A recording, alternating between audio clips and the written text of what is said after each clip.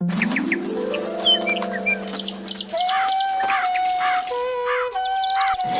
गांव में विमला नाम की एक विधवा बूढ़ी औरत अपने 2 बेटों बबलू और गुड्डू के साथ रहती थी। एक दिन विमला अपने बड़े बेटे बबलू से बोली, बबलू बेटा, कितने दिन से कह रही हूँ, मेरा चश्मा टूट गया है। अरे आप तो ऐसे कह रही हो जैसे कि मैं दिन भर फालतू बैठा रहता हूँ, हैं? मैंने तो ऐसा नहीं कहा बेटा, तुम तो जानते हो कि बगैर चश्मे के मुझे बहुत कम दिखता है। हाँ, मुझे पता है। घर में सिर्फ मैं ही नहीं हूँ, आपका छोटा बेटा गुड्डू भी है। आप उससे क्यों नहीं कहती हो? गुड्डू के पास पैसे नहीं रहते बेटा।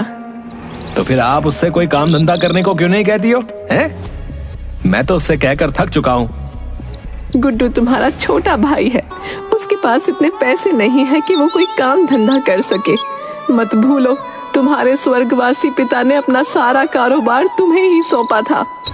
विमला की बात सुनकर बबलू क्रोधित होते हुए बोला, वो इसलिए कि मैं उनका कारोबार संभाल सकता था और उन्होंने मुझे कारोबार सौंपकर कोई एहसान नहीं किया। हाँ, कारोबार चलाने में कितनी मुसीबत का सामना करना पड़ता है, आपको कुछ पता भी है माँ? इतना बोलकर बबलू वहां से चला गया।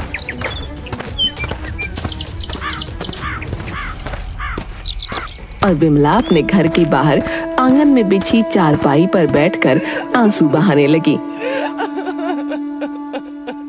कि तभी बबलू की पत्नी अर्चना वहां आकर बोली,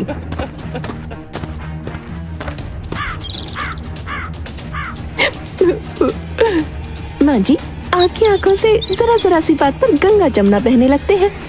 बहू, तुम तो जानती हो मुझे बगैर चश्मे के बहुत कम दिखता है। मैं काफी दिनों से बबलू से चश्मा लाने की बात बोल रही हूँ। चश्मा मुफ्त का तो नहीं आता माँ जी, पैसों का आता है। आपका छोटा बेटा भी तो है, आप उससे अपनी जरूरत का सामान क्यों नहीं मंगाती? विमला ने अर्चना की बात का कोई जवाब नहीं दिया। अगले दिन विमला की पोती चमकी हाथों में एक चश्मा लाकर अपनी दादी से बोली, लीजिए दादी, आपका चश्मा। ये तो नया चश्मा है। हाँ दादी, ये नया चश्मा है। आप काफी दिनों से पिताजी से चश्मा लाने के लिए बोल रही थी ना? समझ गई बेटी, जरूर रात में बबलू मेरे लिए खरीद कर लाया होगा।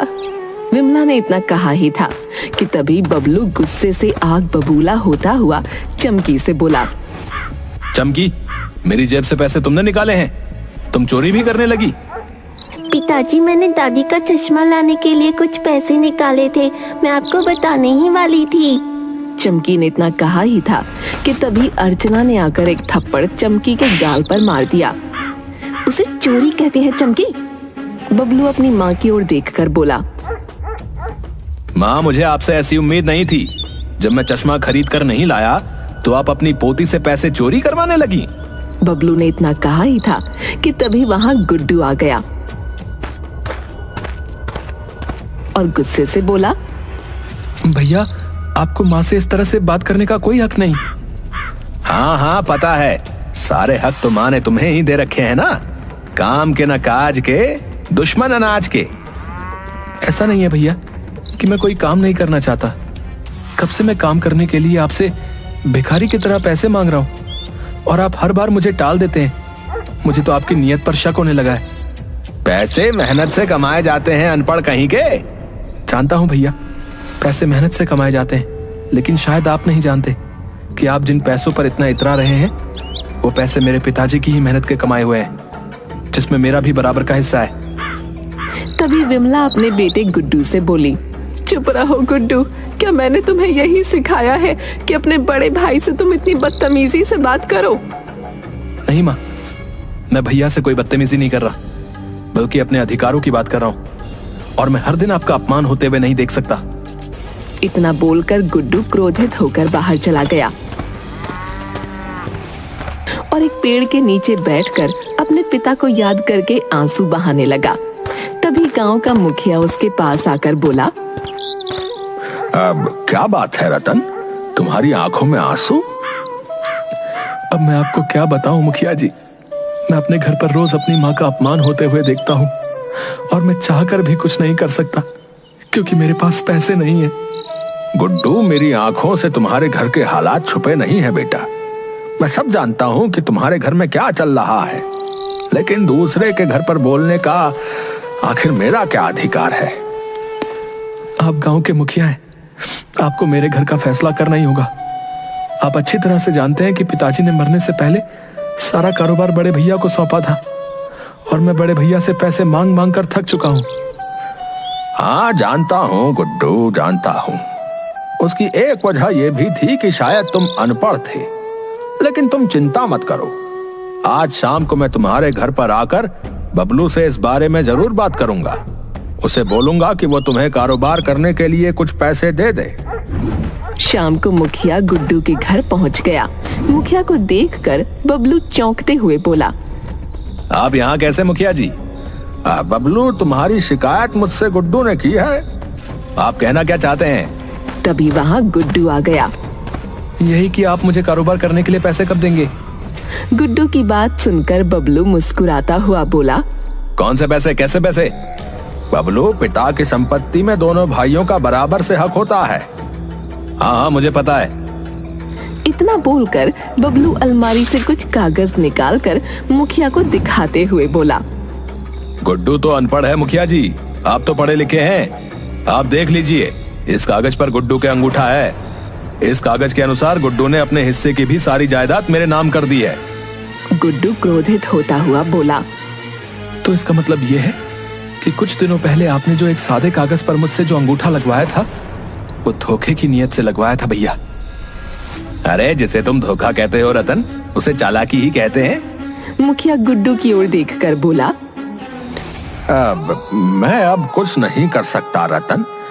तुमने अंगूठा लगाकर अपने हाथ स्वयं काट लिए बेटा। इतना बोलकर मुखिया वहां से चला गया। तभी विमला रोते हुए बबलू की ओर देखकर बोली, मुझे तुझसे ऐसी उम्मीद नहीं थी बेटा। तेरे पिता तुझ पर कितना भरोसा करते थे। तेरा धोखा देखकर उनकी आत्मा तड़प उठी होगी। मैं कहना तो नहीं चाहता माँ, लेकिन अब मुझे कहना ही पड़ेगा। अब मैं तुम्हारी और गुड्डू की शक्ल अपने घर में बर्दाश्त नहीं कर सकता। इससे पहले कि मैं तुम दोनों को धक्के देकर घर से बाहर निकाल दूं, तुम स्वयं गुड्डू के साथ यहाँ से चली जाओ। गुड्डू अपनी माँ का हाथ पकड़कर रोता हुआ उस घर से बाहर निकल गया और रात के वक्त वो दोनों भटकने लगे कि तभी वहाँ पर मुखिया आकर उन दोनों से बोला, विमला जी, आपके पति के मुझ पर बहुत उपकार हैं। मैं आप दोनों को ऐसे सड़कों पर नहीं भटकने दूंगा। मैं और मेरा बेटा आपके ऊपर बोझ नहीं बनना चाहते मुखिया जी। लेकिन आप दोनों अकेले कहाँ जाएंगे? जहाँ हमें हमारी किस्मत ले जाएगी, लेकिन हम आपके घर नहीं रह सकते। विमला जी, गांव की सीमा पर एकांत में मेरी एक जमीन पड़ी हुई है जिसमें एक झोपड़ी बनी हुई है। आप दोनों चाहो तो वहाँ रह सकते हैं। मुखिया की बात सुनकर विमला चुप हो गई। उस दिन के बाद गुड्डू और विमला मुखिया की जमीन पर बनी हुई झोपड़ी में रहने लगे। विमला गुड्डू से बोली, तुम्हारे बड़े भाई ने तुम्हें धोखा दे दिया गुड्डू, लेकिन अब तुम्हें कुछ तो करना होगा। चिंता मत करो माँ, मैं अनपढ़ हूँ तो क्या हुआ, मजदूरी तो कर सकता हूँ। मैं आपको भूखा नहीं रहने दूंगा। इतना बोलकर गुड्डू एक जगह जाकर मजदूरी करने लगा। मगर शाम को अचानक गुड्डू के सर पर चोट लग गई। गुड्डू घायल हो गया। कुछ लोग झोपड़ी में गुड्डू को छोड़ गए। तुम्हें इतनी चोट कैसे लग गई बेटा? बेटा, तुम्हारे पिता तुमसे बहुत प्रेम करते थे। उन्होंने तुमसे कभी मेहनत का काम नहीं करवाया। मैंने कभी सपने में भी नहीं सोचा था कि मुझे तुम्हें इस हाल में देखना पड़ेगा। रो मत माँ, मैं ठीक हूँ। जरा सी चोट है, सही हो जाएगी। विमला उठकर झाड़ियों के पास चली गई। वहां से कुछ पत्तियां तोड़कर ले आई और उन पत्तियों को पीसकर गुड्डू के जख्मों पर मलने लगी। कुछ देर बाद गुड्डू को काफी आराम महसूस हुआ। आपने क्या पीसकर मेरे जख्मों पर लगाया? मुझे ऐसा लग रहा है जैसे कि मेरे चोट लगी ही नहीं थी और न ही दर्द था। तभी वहां मुखिया आकर बोला, बेटा गुड्डू, शायद तुम्हारी माँ ने तुम्हें नहीं बताया कि तुम्हारी माँ को जड़ी बूटियों का बहुत ज्ञान है। पहले तुम्हारी माँ जड़ी बूटियों का अचार बनाकर बेचा करती थी। सालों पहले तुम्हारी माँ जड़ी बूटियों का अचार बनाती थी, तब तुम्हारे पिता गांव-गांव जाकर उसे बेचा करते थे। तो फिर माँ ने अचार बनाना क्यों बंद कर दिया? तुम्हारे पिता ने फिर दूसरा व्यापार कर लिया, लेकिन तुम्हारे पिताजी को सफल बनाने में तुम्हारी माँ का बहुत बड़ा योगदान था बेटा। इतना बोलकर मुखिया विमला से बोला, विमला जी, तुम अब भी अचार बनाकर क्यों नहीं बेचती? तुम यहाँ पर अचार बनाओ और गुड्डू गांव-गांव जाकर अचार बेचेगा। विमला को मुखिया का सुझाव पसंद आया। अगले दिन विमला जंगल में जाकर बहुत सारी जड़ी बूटियां तोड़ लाई और उन्हें कड़वे तेल में कुछ मसालों के साथ डालकर अचार तैयार करके गुड्डू से बोली, बेटा गुड्डू, ये कोई मामूली अचार नहीं है, बल्कि जड़ी बूटियों से बना हुआ अचार है जो बड़े से बड़े बीमार को भी सही करने में सक्षम है। तुम जब इसे बेचने जाना तो लोगों को इसके बारे में जरूर बताना। जादुई जड़ी बूटियों का अचार ले लो, जादुई जड़ी बूटियों का अचार ले लो, इसे खाओ और स्वस्थ हो जाओ। तभी एक स्त्री गुड्डू की ओर देखकर बोली, अरे भैया, क्या तुम्हारा अचार वाकई जड़ी बूटियों से बना है? हाँ दीदी, इसे मेरी माँ ने अपने हाथों से बनाया है। भैया, अगर ऐसी बात है तो लाओ, मुझे ये अचार चाहिए। गुड्डू ने उस स्त्री को अचार दे दिया और दूसरी जगह जाकर अचार बेचने लगा। शाम को गुड्डू ने कुछ पैसे लाकर अपनी माँ के हाथ पर रखे। माँ, आपने जितना भी अचार बनाया था वो सब बिक गया। ईश्वर की कृपा है बेटा, अभी बहुत सारा अचार रखा हुआ है, कल वो सब भी बेच आना। अगले दिन गुड्डू अचार बेचने चला गया। कुछ दिन ऐसे ही गुजर गए।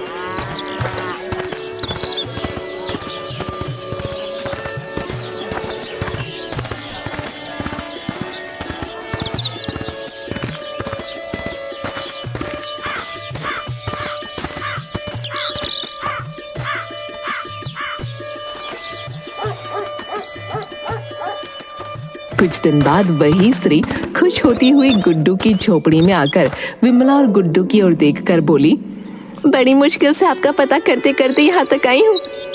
भैया, आपने जो मुझे अचार दिया था ना, वो अचार हमारे घर के लिए वरदान साबित हुआ। मैं आपकी बात का मतलब नहीं समझा दीदी। मेरे पति को लाइलाज बीमारी थी। डॉक्टर ने कहा था कुछ ही दिन के मेहमान हैं ये, इन्हें सब कुछ खिलाओ। मैंने आपका ही अचार इन्हें खिला दिया और मेरे पति स्वस्थ हो गए। उनकी रिपोर्ट देखकर डॉक्टर खुद हैरान है। इतना बोलकर उस स्त्री ने बहुत सारे रुपए विमला के हाथ में रख दिए और ढेर सारी दुआएं देकर अपने पति के साथ वहां से चली गई। अरे वामा, आपके हाथों का बनाया हुआ जड़ी बूटियों का अचार तो वाकई जादू ही निकला। उस दिन के बाद रोज हर कोई आकर विमला और गुड्डू को ये बताने लगा कि उनका अचार खाने के बाद वो ठीक हो गया। विमला का अचार देखते ही देखते आसपास के गांव में जादुई अचार के नाम से प्रसिद्ध हो गया। विमला अपने बेटे गुड्डू से बोली, बेटा गुड्डू, अब हमारे पास इतना धन इकट्ठा हो गया है कि हम अपनी स्वयं की जमीन खरीदकर उस पर अच्छा सा घर बनवा सकें। आपने मेरे मुंह की बात छीन ली माँ, मैं भी आपसे यही बात कहना चाह रहा था। विमला ने गांव में ही जमीन खरीदकर उस पर एक बहुत आलीशान मकान बनवाया। दोनों माँ बेटे उस मकान में रहने लगे। कुछ दिनों बाद एक डॉक्टर विमला से मिलने आया। देखिए, मेरी समझ में नहीं आता कि आपके अचार में ऐसा क्या है कि बड़े से बड़े लाइलाज मरीज भी सही हो जा रहे हैं। आप अपने अचार में ऐसी कौन सी दवाई मिलाती हैं? मैं कुछ नहीं मिलाती डॉक्टर साहब, बस मुझे अपने बाप दादाओं से पुरानी जड़ी बूटियों का ज्ञान मिला था। मेरी दादी ने मुझे जड़ी बूटियों का अचार बनाना सिखाया था। बस उन्हीं जड़ी बूटियों का अचार बनाती हूँ और ईश्वर की कृपा से लोग ठीक हो जाते हैं। डॉक्टर मुस्कुराते हुए बोला, मैं चाहता हूँ कि आप मेरे हॉस्पिटल में भी मरीजों की देखभाल में योगदान करें। ये तो मेरे लिए खुशी की बात है। मैं और मेरा बेटा कल से आपके अस्पताल में कुछ समय बिताया करेंगे। डॉक्टर वहां से चला गया। उस दिन के बाद से विमला और गुड्डू दिन का आधा वक्त अस्पताल में मरीजों की देखभाल में बिताते। एक दिन डॉक्टर विमला से बोला, विमला जी, जब से आप यहाँ पर आई हैं, तब से अस्पताल में मरीजों के स्वास्थ्य में बहुत सुधार आया है। डॉक्टर ने इतना कहा ही था कि तभी एक नर्स दौड़ती हुई डॉक्टर के पास आकर बोली, डॉक्टर जल्दी चलिए, एक पेशेंट आया है, उसकी हालत बहुत सीरियस है। कौन है पेशेंट? एक लड़की है, सिर्फ 12 साल की। डॉक्टर नर्स के साथ उस बच्ची के पास गया। वो बच्ची कोई और नहीं बल्कि बबलू की बेटी चमकी थी। डॉक्टर साहब देखिए, पता नहीं क्या हो गया, ऐसे बहुत दिनों से मेरी बेटी ना कुछ खा रही थी ना कुछ पी रही थी। आप घबराइए नहीं, मैं देखता हूँ। इतना बोलकर डॉक्टर चमकी को चेक करने लगा। ओह माय गॉड, इस बच्चे की उम्र केवल 12 साल है, मगर इसकी हालत बता रही है कि जैसे इसे बहुत तगड़ा सदमा लगा हो। डॉक्टर साहब, मेरी बच्ची को अपनी दादी और चाचा से बहुत ज्यादा लगाव था, तो फिर इमीडिएटली उन सबको भी यहाँ पर बुलवाओ, वरना बच्ची का बचना बहुत मुश्किल है। पारिवारिक झगड़े की वजह से हमने इसकी दादी और इसके चाचू को घर से बाहर निकाल दिया था। अब किसी भी तरह से मेरी बेटी चमकी को ठीक कर दीजिए। अर्चना के कहने पर डॉक्टर ने चमकी को दोबारा चेक किया। तभी डॉक्टर के चेहरे पर मायूसी छा गई। डॉक्टर बबलू की ओर देखकर बोला, I am sorry, she is no more. आपकी बच्ची इस दुनिया में नहीं है।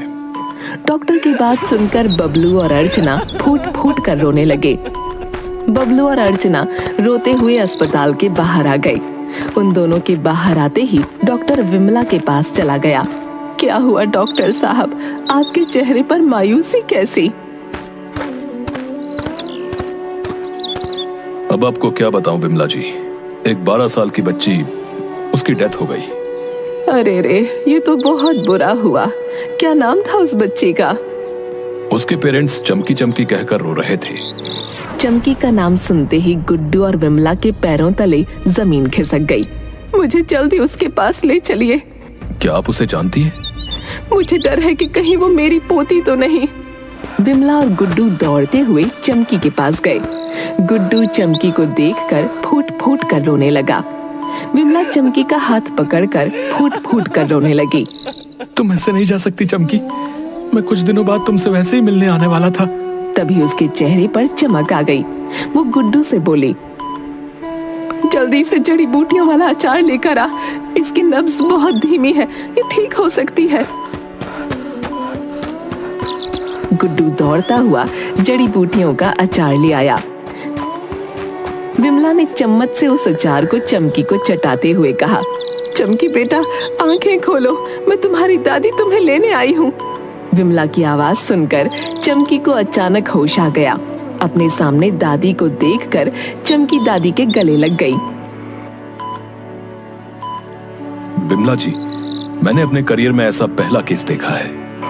चाचू और दादी, आप दोनों मुझे छोड़कर कहाँ चले गए थे? अब तो आप मुझे छोड़कर कहीं नहीं जाएंगे ना? नहीं चमकी, मैं तुझे कहीं छोड़कर नहीं जाऊंगा। और मैं तुझे हमेशा अपने पास रखूंगी। जा बेटी, बाहर तुम्हारे माता पिता रो रहे हैं, उन्हें जाकर चुप करा। उन्हें बता कि ईश्वर की कृपा से अब तो ठीक हो गई है। अपनी दादी की बात सुनकर चमकी दौड़ती हुई अस्पताल के बाहर आ गई और पीछे से बबलू के गले से लिपट गई। अर्चना की खुशी का ठिकाना नहीं रहा। हमारी बेटी सही हो गई, बबलू, हमारी बेटी सही हो गई। हाँ अर्चना, मुझे तो अपनी आंखों पर विश्वास नहीं हो रहा है, लेकिन ये चमत्कार हुआ कैसे? अभी वहाँ पर डॉक्टर आकर बोला, देखिए, तुम्हारी माँ और तुम्हारे भाई की वजह से ही तुम्हारी बेटी आज जिंदा है। अर्चना और बबलू ने पीछे पलट कर देखा तो उनके सामने गुड्डू और विमला खड़े थे। बबलू हाथ जोड़ते हुए बोला, अब मुझे माफ कर दो माँ, शायद मेरे कर्मों की सजा मेरी बेटी को भुगतनी पड़ी। मुझे अब कुछ नहीं चाहिए। इतना बोलकर बबलू गुड्डू से बोला, मुझे माफ कर दे भाई, आज मुझे समझ आ गया, इंसान का सच्चा दोस्त उसका परिवार होता है, कागज के टुकड़े नहीं। मुझे माफ कर दो माँ। विमला और गुड्डू ने उन दोनों को माफ कर दिया। उस दिन के बाद वो सब फिर से एक साथ रहने लगे।